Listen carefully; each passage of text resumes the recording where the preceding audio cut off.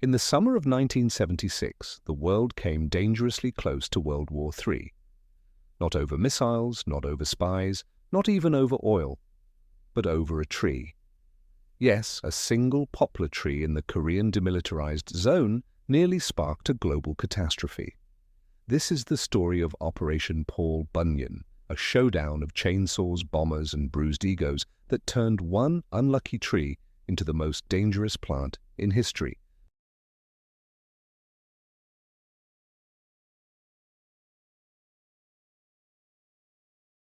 Chapter 1.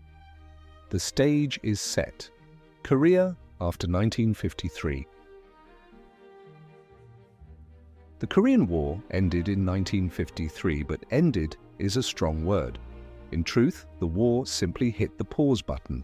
Instead of a peace treaty, the belligerents signed an armistice, a truce that left both Koreas staring angrily at each other across a new frontier, the Demilitarized Zone, or DMZ.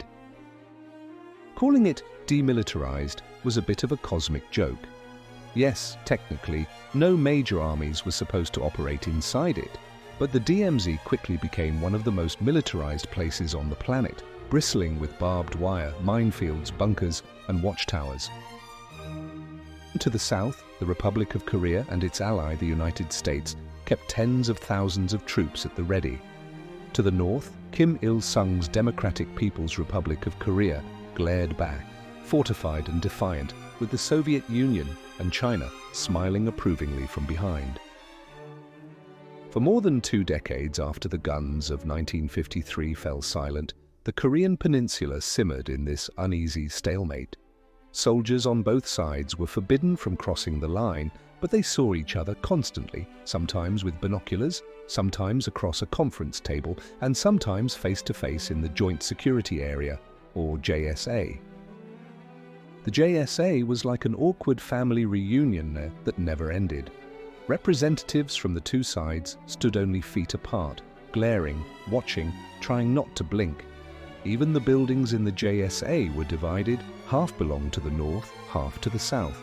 Step 1 foot too far in the wrong direction, and you'd trigger an international incident. It was part war zone, part stage play, and part comedy of errors. And through all of this, the tension never truly relaxed. It was a world where insults could fly, scuffles could break out, and propaganda was blasted over loudspeakers 24 hours a day. The Cold War made the DMZ even more volatile. The United States and Soviet Union used Korea as a chessboard, but with real people's lives hanging in the balance. Every time relations between Washington and Moscow soured, the peninsula grew hotter, and in 1976, things were plenty hot. But no one could have guessed that one of the worst incidents of the decade would start not with missiles or tanks, but with a tree. Chapter 2. Life in the DMZ, Tension, Rules, and Ridiculousness. Now let's take a moment to appreciate what life was like in the DMZ. Imagine being a soldier stationed there. You wake up each day in one of the most dangerous places on earth, where the rules are clear. Don't cross the line, don't provoke the enemy, and for heaven's sake, don't start World War III. At the same time, you're standing so close to the enemy that you can literally see the sweat on their foreheads. Sometimes North and South Korean soldiers would try to outstare each other for hours. Sunglasses became part of the uniform. Not because the sun was so blinding, but because mirrored lenses gave you an edge in the eternal staring contests. There were rules about where you could walk, how you could stand, and even how you could gesture. Everything was regulated, everything was tense, but it was also, let's be honest, a little ridiculous. There's a story that North Korean guards once brought a stool so one of their soldiers could appear taller than his South Korean counterpart during a face-off. Another time, propaganda leaflets floated back and forth like confetti, each side littering the ground with reasons why the other side was doomed. This was the theatre of the absurd, but a theatre where the guns were always real, and the consequences of a mistake could be catastrophic. and standing in this surreal stage, near the bridge of no return, was the poplar tree. Tall, leafy, and completely unaware that history was about to make it infamous. Chapter 3. The Tree, How One Poplar Became a Problem. The poplar tree wasn't special in appearance. It wasn't ancient, like some oak of legend. It wasn't massive, like California redwoods. It was just a big tree, but its location made it unique. The tree stood near the bridge of no return, a spot where prisoners of war had once been exchanged after the Korean War. From one United Nations command checkpoint, soldiers were supposed to have a clear view of another checkpoint down the road, except they didn't, because the tree's branches were in the way. This was more than just an inconvenience. In a place where surprise attacks were always feared, blocked sight lines were a tactical nightmare. If something happened at the far post, the men at the closer one might not even know until it was too late. The solution seemed simple: trim the tree. Cut back the branches, restore visibility, and move on with life. But this was the DMZ. Nothing was ever simple. The North Koreans objected. They claimed, with impressive creativity, that the tree had been planted by Kim Il-sung himself, which in their worldview made it practically holy. Whether he had actually put the seed in the ground is debatable, but once the claim was made, it became untouchable in the eyes of the DPRK. Still, the Americans and South Koreans weren't about to let a tree compromise their security. And so, on the morning of August 18, 1976, a detail of engineers headed to the tree with axes in hand. Chapter 4. August 18, 1976, the Axe Murder Incident. It was supposed to be just another maintenance job. On the morning of August 18, 1976, a work crew of US Army engineers, escorted by South Korean soldiers, walked out to the poplar tree in the joint security area. Their mission was straightforward: trim a few branches. Leading the team was Captain Arthur Boniface, a seasoned officer, and First Lieutenant Mark Barrett, a younger officer with years ahead of him. Neither expected trouble that day. After all, this wasn't a combat patrol. It was yard work. Dangerous yard work, yes, because of where it took place, but still. They were carrying axes, not rifles. But the DMZ had its own sense of humor.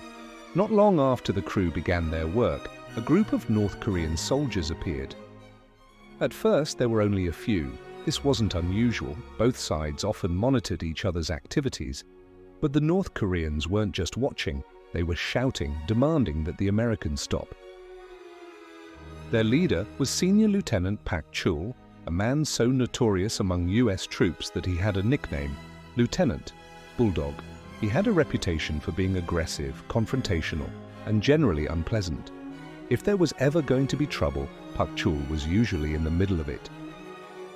That morning, he was true to form.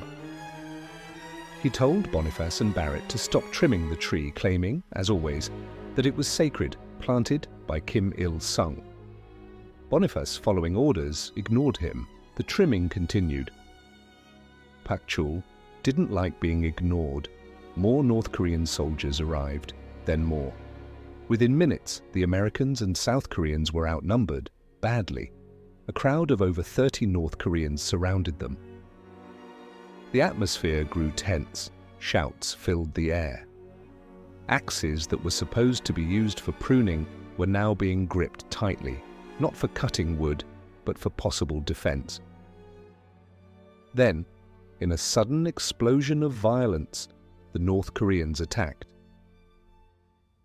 The Americans and South Koreans were caught off guard. Outnumbered with no firearms in hand, they had little chance. The fight turned brutal and chaotic.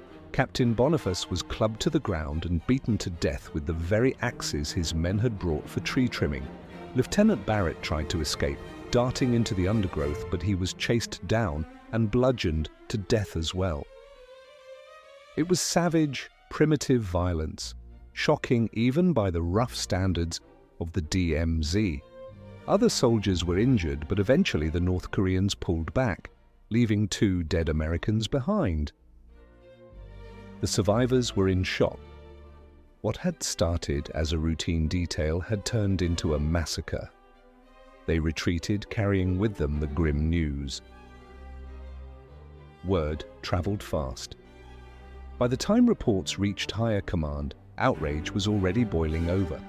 2 officers had been murdered in cold blood, and not in some faraway ambush, but right in the joint security area under the nose of the world. The incident became known, bluntly and memorably, as the Axe Murder Incident. For Washington, this was a nightmare. The US military had been humiliated in one of the most sensitive places on Earth. Allies were watching, enemies were watching, and the families of Captain Boniface and Lieutenant Barrett were mourning.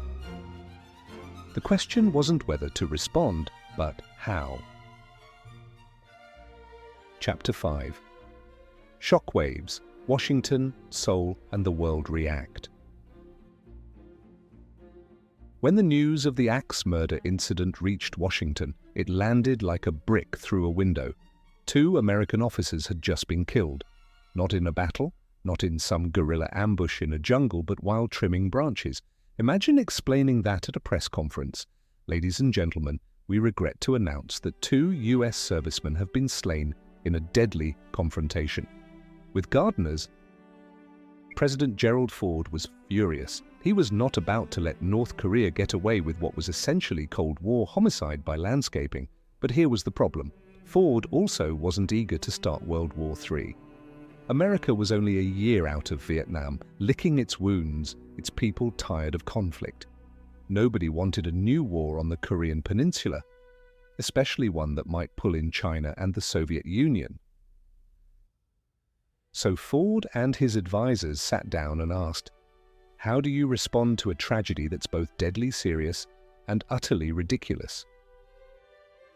Option 1, bomb North Korea, too risky. Option 2, send angry letters, too weak. Option 3, do something so overwhelmingly dramatic, so comically over the top, that it proves a point without firing a single bullet. It was Secretary of State Henry Kissinger, a man not usually associated with comedy, who summed it up best. He reportedly told Ford that America needed a response that was measured, deliberate, and forceful, which is diplomat speak for, bring out the chainsaws, gentlemen. Meanwhile, in Seoul, the South Korean government was less measured. President Park Chung-hee was enraged. To him, this wasn't just an attack on Americans, it was an insult to South Korea itself. Park wanted blood. The South Korean military was practically salivating at the idea of crossing the DMZ and settling things the old-fashioned way. Washington had to calm them down. The US wanted to show strength without triggering an all-out war. South Korea wanted to show strength by, well, actually fighting one. The compromise would be a spectacle so dramatic that both sides could claim victory. And what about North Korea? North Korea. Pyongyang, as always, went full drama mode. Their propaganda machine immediately declared that the Americans had provoked the whole thing. According to the North, their soldiers had been forced to defend the sacred tree of Kim Il-sung from imperialist aggression. Yes, you heard that right. In North Korea's version of events, this was not a murder, it was environmental protection. Kim's tree had been under attack, and brave North Korean soldiers had defended its honor. It was, in their words, another glorious victory over the imperialists. The world outside looked on, horrified and bemused. Newspapers from London to Tokyo splashed the story on their front pages. Editorials pointed out with disbelief that the Cold War might actually escalate into a shooting war, not because of missiles or spies, but because of one poplar tree. Cartoonists had a field day, sketching world leaders wielding axes, chainsaws, and saplings like it was some twisted forestry competition.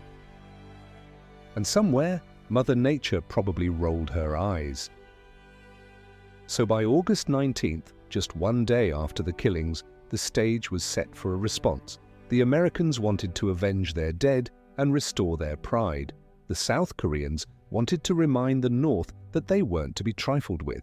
The North Koreans wanted to keep pretending they had won some great victory, and the rest of the world wanted to know how on earth a tree could bring us this close to nuclear war. The solution, as it turned out, was to take the logic of absurdity and crank it to 11. Chapter 6. Planning Paul Bunyan, turning a chainsaw job into a global spectacle. The Pentagon doesn't normally plan operations around trees. Yet in August 1976, that's exactly what it was doing. The mission had a simple goal: finish the job that Boniface and Barrett had started, cut the poplar tree down, remove it once and for all. But here's the catch. It had to be done in a way that showed overwhelming strength without actually firing a shot. It had to be intimidating enough to make North Korea think twice, but controlled enough to avoid open war. It was, in other words, a very delicate game of how do you look like you're ready to crush your enemy without actually crushing your enemy. The answer was to take the tree-cutting operation and inflate it to cartoonish proportions. The planners even gave it a name, Operation Paul Bunyan, after the legendary American lumberjack said to be so tall he could chop down entire forests with a single swing of his axe. Naming a military operation after a folk hero known for cutting down trees was either brilliant irony or gallows humor at its finest. The plan was meticulous. First, the cutting team. No more small work crew with axes. This time it would be engineers with chainsaws protected by combat troops armed to the teeth. Second, the escort. Armored vehicles would roll in, along with jeeps bristling with machine guns. Third, the air cover. Helicopters would circle overhead, fighter jets would fly menacingly low, even B-52 bombers, the same aircraft designed to carry nuclear payloads, would make a conspicuous appearance in the skies above Korea. Fourth, the backup.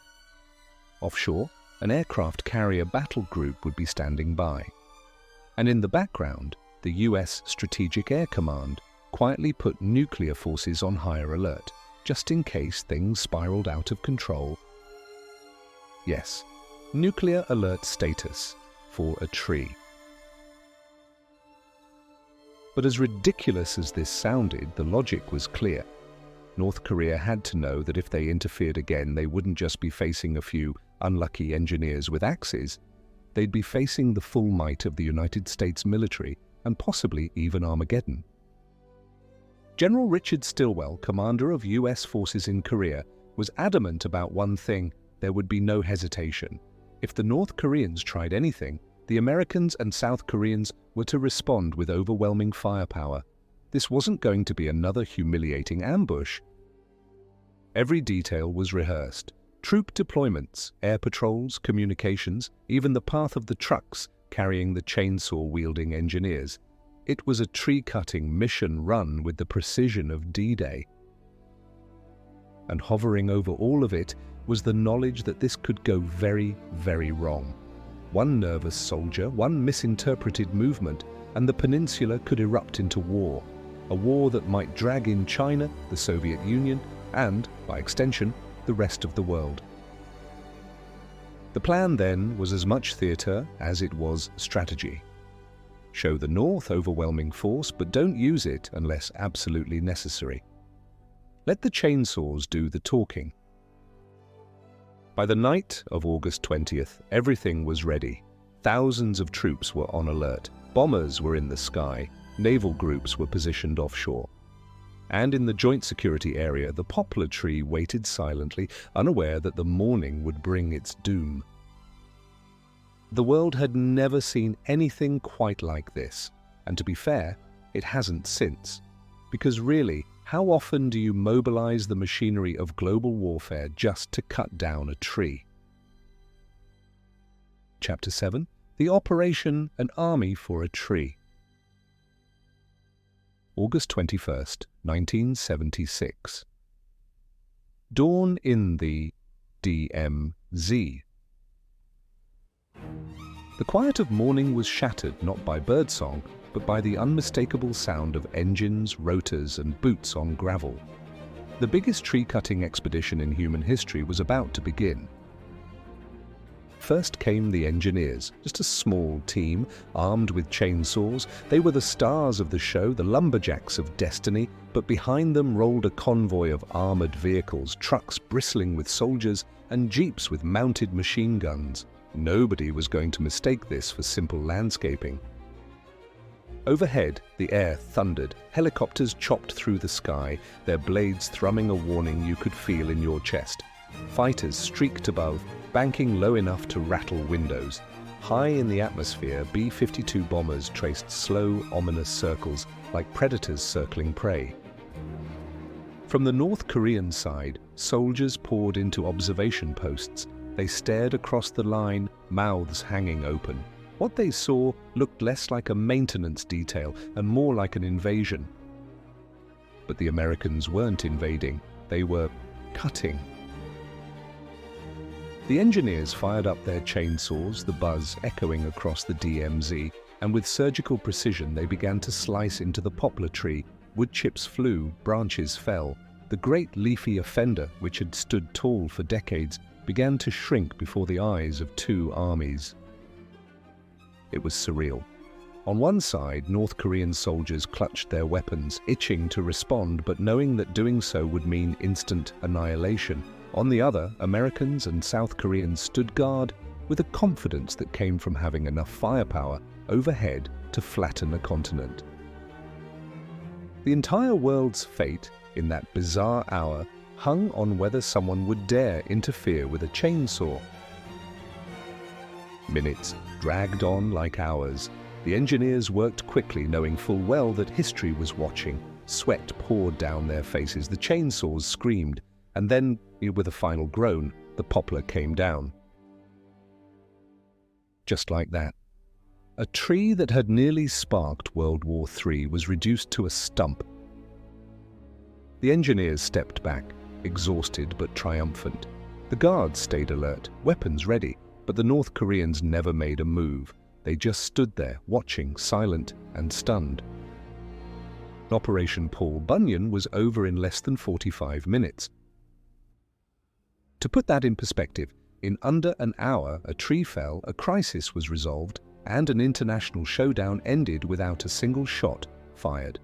The most elaborate, heavily armed gardening project in history had succeeded. As the convoy rolled back south, the message was clear. The United States and South Korea would not be intimidated. If the North wanted to pick a fight over a tree, they had better be ready to face the entire US military machine. And yet, despite all the bombers, carriers, and tanks, the whole thing was about one absurdly placed poplar. A poplar that for a brief, dangerous week in 1976 was the most famous tree in the world. Chapter 8. Aftermath, regret, face-saving, and lessons. Learned. When the dust and sawdust settled, the North Koreans had a problem. A big, awkward, tree-shaped problem. For 3 days, their propaganda machine had been trumpeting a glorious victory. According to Pyongyang's version of events, their brave soldiers had defended the sacred poplar planted by the great leader himself, defeating imperialist aggressors with nothing but courage, grit, and a couple of axes.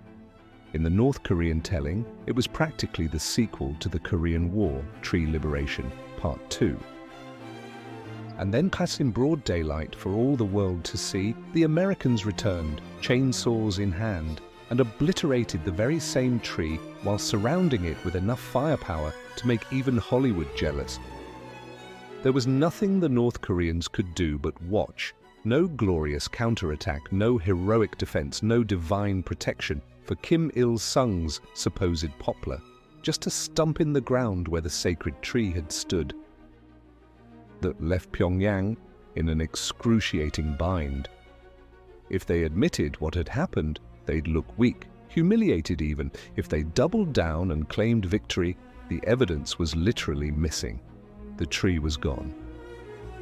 So in one of the strangest twists of the Cold War, Kim Il-sung himself stepped in with a rare concession. Only days after the tree cutting, the North Korean leader expressed what he called regret over the deaths of Captain Boniface and Lieutenant Barrett.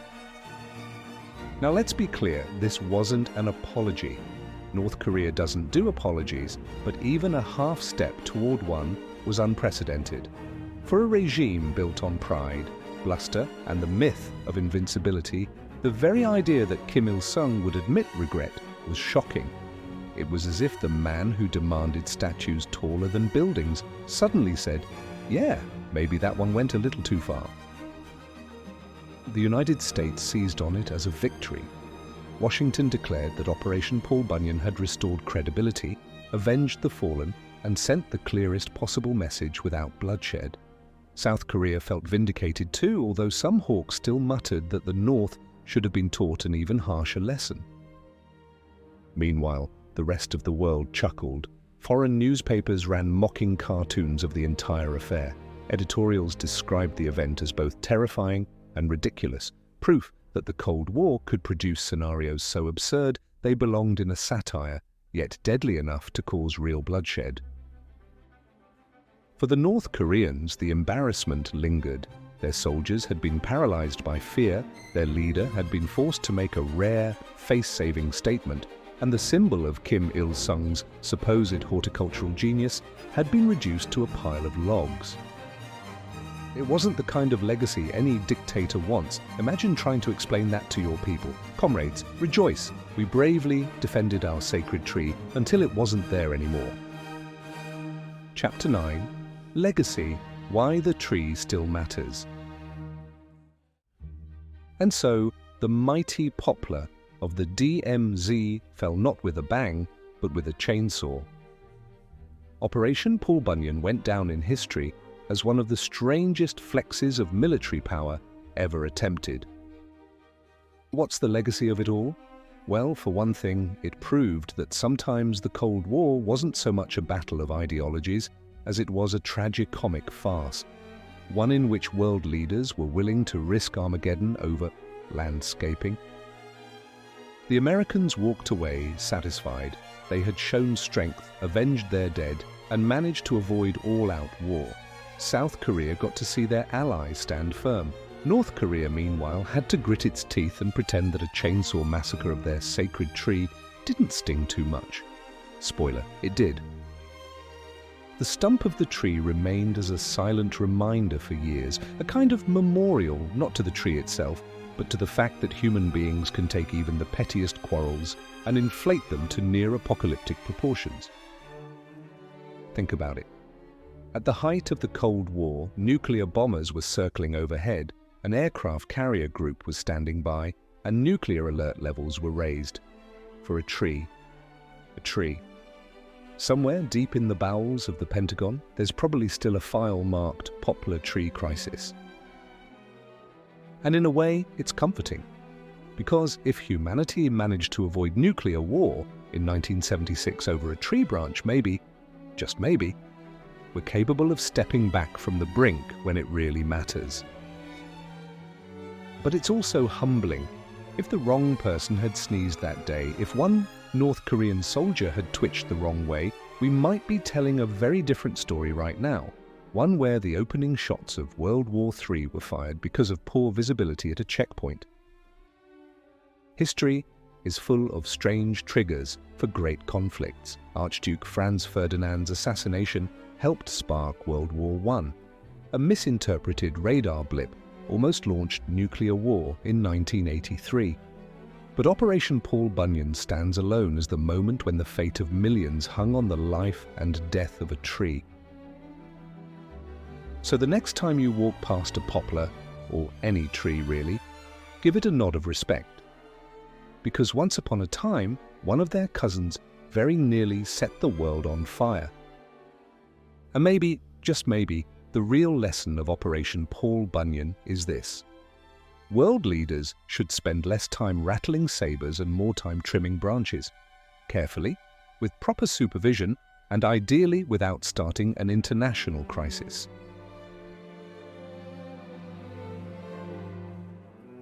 and that was Operation Paul Bunyan. Proof that sometimes the Cold War wasn't just about bombs and borders, but also about the absurd possibility of ending the world over a tree. Thank you for taking a trip back to the Cold War with me. If you liked the story, I would love it if you could leave a comment, a like, and please subscribe to my channel.